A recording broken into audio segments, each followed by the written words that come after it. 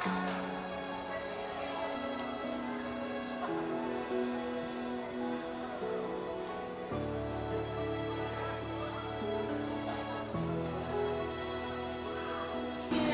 Brad. Ikaw nagtapon nito sa halaman dun, oh. Ano ba, bawal yan? Umihi ka pa sa puno. Ay, ang dami-dami naman gumagawa. Ba't di ka sila niyo? Eh, pagkat maraming gumagawa ng masama, ibig sabihin nun, kung pwede ka gumawa ng masama. Ay, sorry pala. Boss, ganito na lang.